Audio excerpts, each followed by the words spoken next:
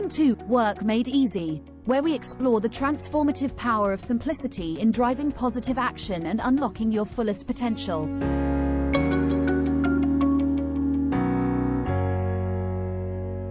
Hey there, listeners. I'm Parthajeet, and we are back with another episode of Work Made Easy. In this show, as some of you know, we break down the complexities of work life, figure out how to simplify things, and share those insights back with you. Time has flown by. I mean, can you believe it's already February? Last month was a breeze for me. I mean, very exciting times, in fact, as we put finishing touches to an upcoming book that I co-authored with John Hoffmeyer and Raj Krishnamurthy. Any guesses on the title? Yep, it's Work Made Easy, and I'll be sharing more details in the upcoming episodes. Now, let's dive into today's podcast episode. We've got Kati Barklund from Stockholm, Sweden with us. Kati is a strategic advisor and senior manager in workplace strategy at Tenant and Partner, and is also the chairman of the board and president at IFMA Sweden. So grab your coffee, relax, and let's jump right in. Today we're exploring something which is very close to my heart. It's about making work easy, fun, and meaningful. Let's hear it from Kati. Work and workplace is all about making work easy, fun, and meaningful. And in all organizations, we have a toolbox that we can use to really make work easy, fun, and meaningful. And that is our workplace, both our physical, our digital, and our leadership and culture. And when it comes to the physical workplace, we can, of course, make sure that our workplace is inspiring and attractive. All right, everyone. Did you catch that? Kati just talked about something really important, the toolbox of the workplace. And this includes physical things, digital tools, leadership, and the overall culture at work. And what she said is something I truly believe in. Work is not just about tasks. It's about having an experience that's easy, enjoyable, and meaningful. And I think this idea is pretty cool, and it fits in quite well with today's narrative around creative, positive workplace cultures. Kati is essentially saying that true success at work comes when we balance all these different aspects. She's also pointing out to the fact that the physical workplace should be more than just functional. I think it should be inspiring and attractive. And by connecting inspiration and attractiveness to the physical space, workplaces can be places for creativity and teamwork, and not just practical places. For example, let's say a tech company wants to embrace innovation and collaboration amongst its employees. So instead of a typical cubicle layout, they can opt for activity-based working with flexible workstations, collaborative ideas, and possibly introducing elements that inspire creativity, like stuff like artwork, plans, and comfortable seating. So these elements contribute to a visually appealing and comfortable environment. Next, the designers may incorporate features like brainstorming walls, writable surfaces, and informal meeting areas to encourage spontaneous interactions and idea sharing. And this kind of intentional design creates an atmosphere where employees are not confined to individual tasks but are motivated to engage in discussions, share ideas, and collaborate on projects. And in this way, the physical space becomes a catalyst for innovation and teamwork. Employees feel inspired by the surroundings, and this kind of leads to increased job satisfaction and I think a sense of belonging. And when individuals are in a space that stimulates their creativity and kind of connects them with their colleagues, the whole workplace transforms into a dynamic environment where ideas flow freely and collaborative efforts actually thrive.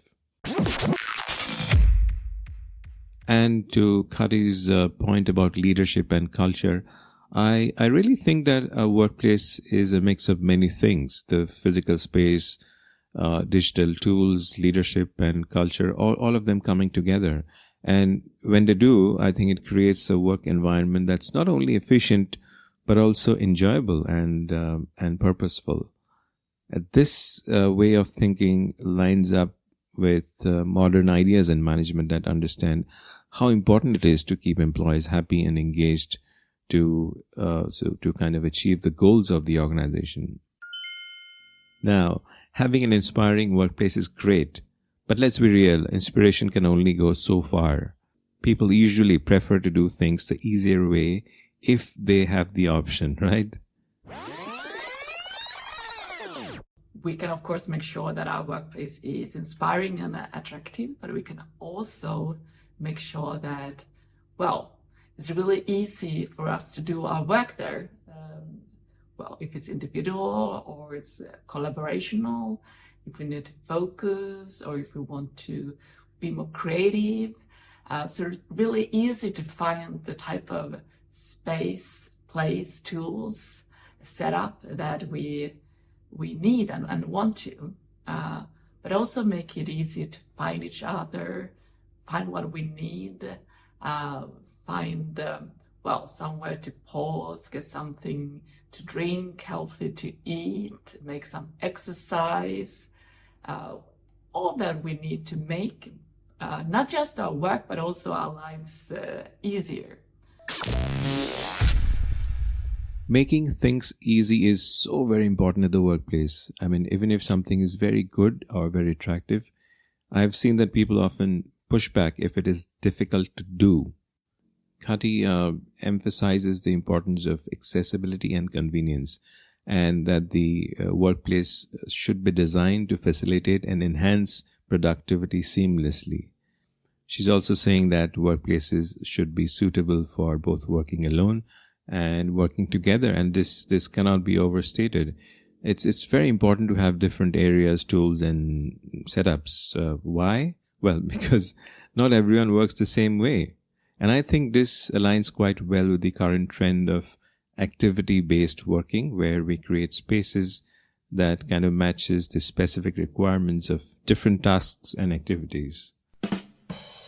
And when Kati spoke about the ability to find each other easily, taking breaks and attending to personal needs, it kind of reminded me about the need for a human-centric approach to workplace design that I keep on talking about. And I think such an approach often extends beyond task-related aspects. It's about social interactions, well-being, and even physical health.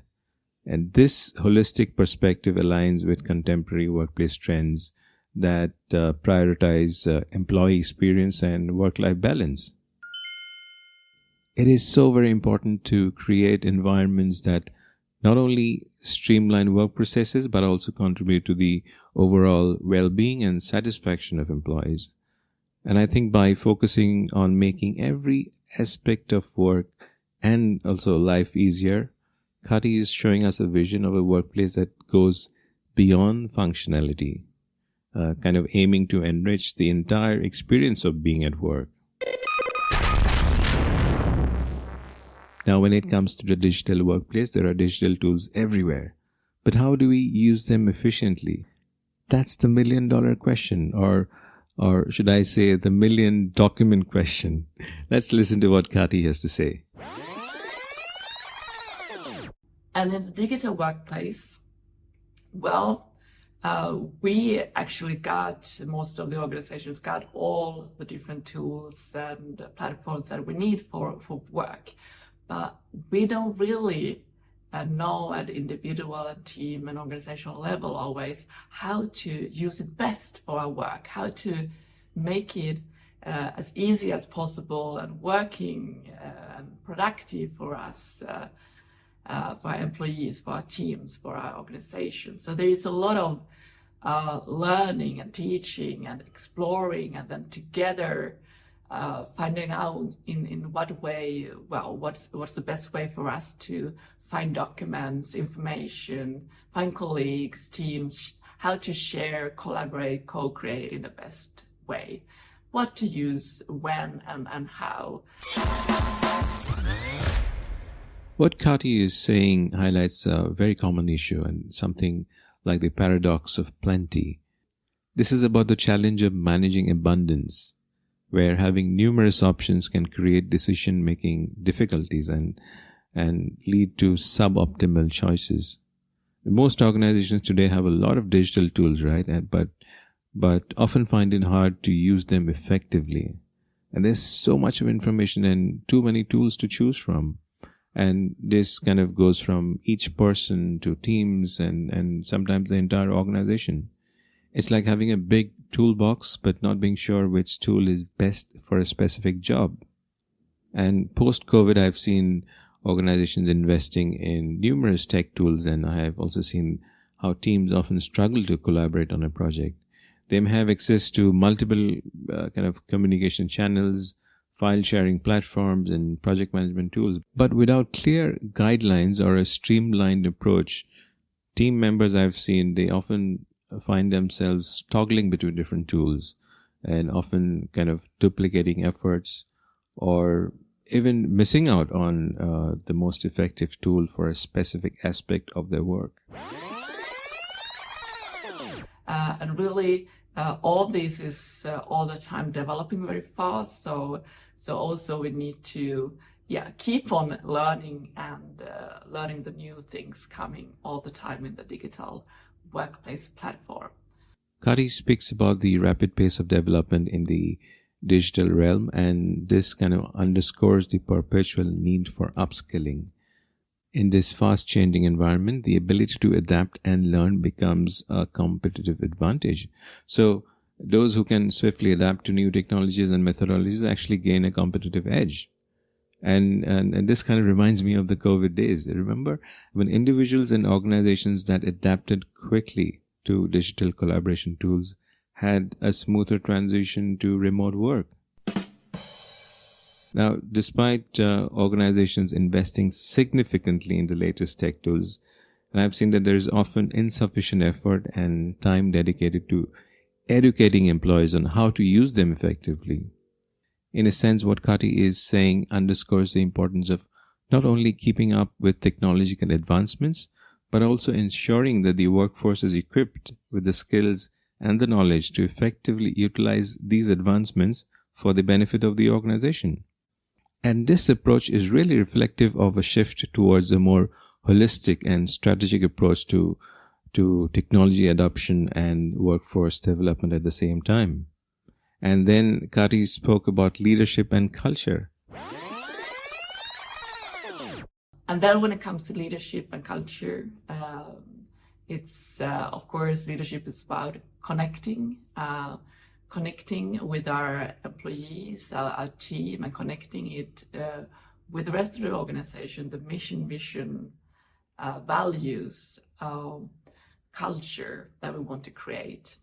And then direct the force and from everyone and every team in the same direction, so we actually can really realize and get to the goals and realize the mission of our company and organization.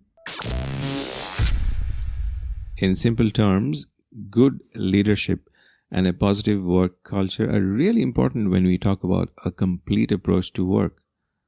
And I think leadership is like a glue that connects people and teams, building good relationships. And I've seen that when leaders and the organization's mission, vision, values, and culture, all of these things line up, it guides everyone in the same direction.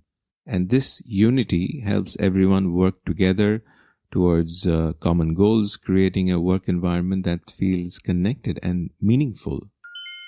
The way physical and digital workspaces connect, along with the role of leadership and culture, is like a partnership. If the workplace culture values learning, working together, and being adaptable, it can make digital tools more useful. And if leadership supports connections and follows the organization's values, it adds to a positive work culture. And this reminds me of a recent experience that we had. We were recently consulting an organization where the CEO championed a culture of collaboration and innovation. And the leadership actively promoted the organization's values of openness and continual learning. And this aligns seamlessly with the company's mission to kind of revolutionize the industry through cutting-edge technology. And the physical workspace was designed to encourage teamwork, and the digital tools that they had were chosen to facilitate seamless communication.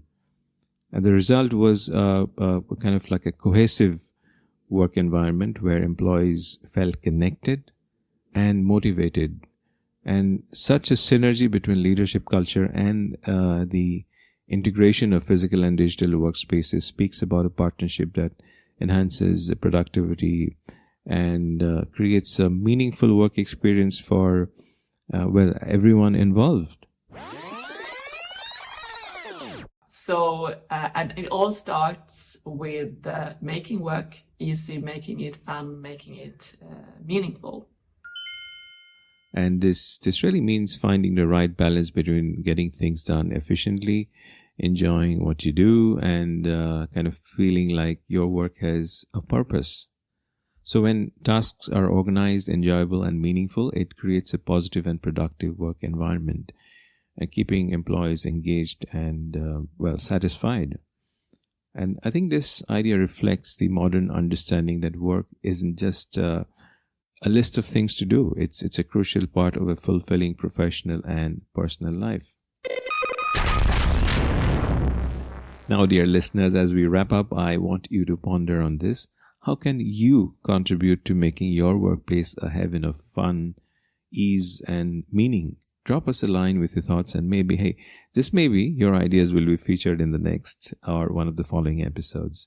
Thank you, wonderful people, for joining us on this journey. And remember, the power to transform your work experience is in your hands. And until next time, this is Parthajeet signing off. Stay wonderful, stay productive, and keep those workplaces buzzing with positive vibes. Work made easy. The transformative power of simplicity in driving positive action and unlocking your fullest potential.